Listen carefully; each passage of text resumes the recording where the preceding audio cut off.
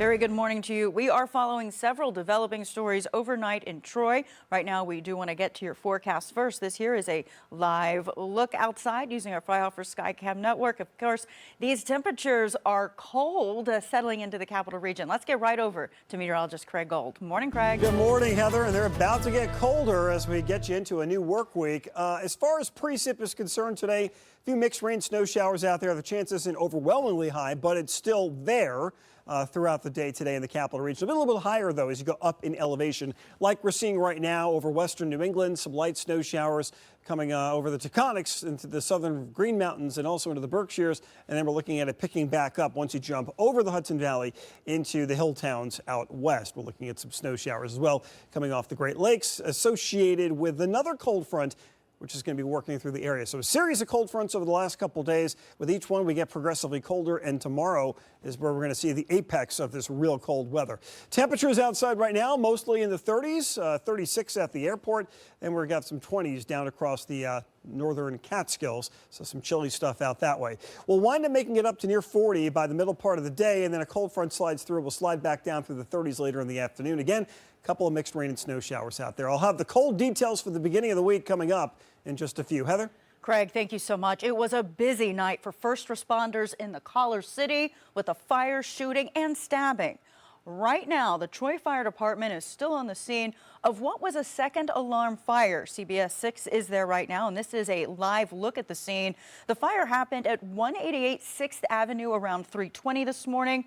The fire chief tells me one person was hurt and was taken to the hospital, but that everyone else got out okay. Flames were shooting from the attic of this home earlier this morning. Crews from Albany and Waterville Arsenal also responded. Right now, the fire department is investigating.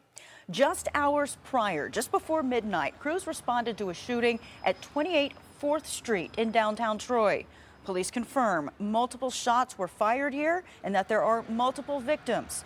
At this time, we are working to find out the conditions of those victims.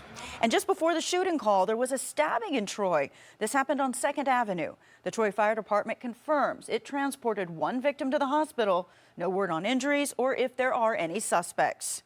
Crews also worked overnight to remove a person from an inflatable raft in the middle of the Hudson in the middle of the night. The fire chief confirms they safely got the person out of the water. I'm told it wasn't really a rescue, more of a precaution and warning that it's not safe to be out there. New video shows President Joe Biden returning to the White House early this morning following his trip to Europe. Biden's return capped off a 4-day visit to Europe. In Poland yesterday, the president called for Russian President Vladimir Putin's removal because of his brutal invasion of Ukraine. Biden also warned Russia in strong terms to stay out of NATO member countries. American forces are here to defend NATO allies. Yesterday, I met with the troops that are serving alongside our Polish allies to bolster NATO's frontline defenses. The reason we want to make clear is their movement on Ukraine. Don't even think about moving on one single inch of NATO territory. And about 200 miles away from where Biden was speaking in Poland, an airstrike struck a fuel depot near the western Ukrainian city of Lviv. The city has been seen as a safe haven during the war, given its distance from the Russia-Ukraine border. It's not clear if the strike was Putin's response to Biden and the West. The second black box has been recovered from the crashed China Eastern Airlines plane. That is according to Chinese state media. Investigators are trying to figure out why the passenger jet carrying 132 people suddenly crashed in a remote area Monday. No survivors have been located. And we are working to learn more details about a deadly officer-involved shooting in Berkshire County. The DA's office says it happened Friday night on Ononta Street in Pittsfield. Police were called to help Miguel Estrella, who they say was harming himself.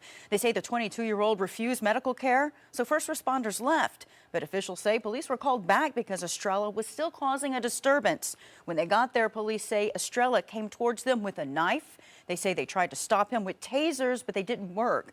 Officials say that's when one of the police officers shot Estrella twice. They say he died on the way to the hospital. Both of the responding officers are on administrative leave right now. In Boston, a construction worker's dead after a parking garage collapsed. crews were working to demolish the building when a concrete slab fell from the 9th floor.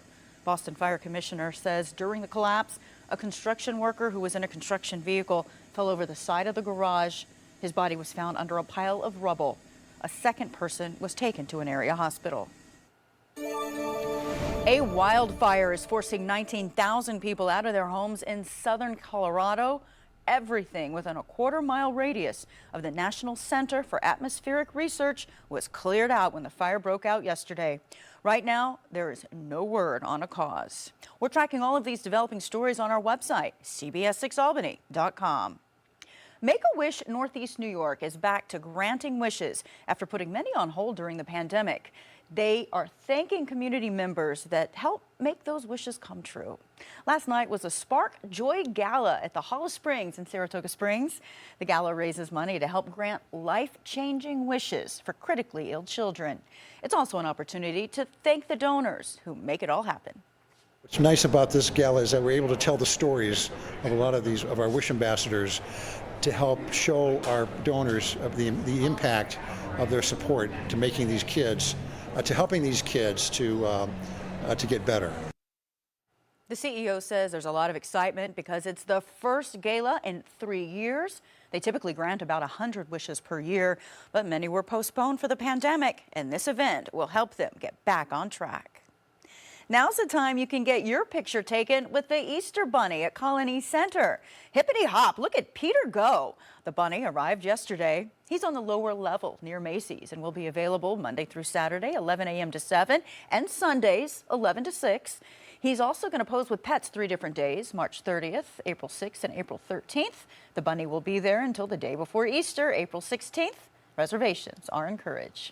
And let's see those pictures wherever your weekend takes you. Submit photos or videos of your adventures by chiming in on our website. Go to cbs6albany.com, click Submit under the Chime In tab.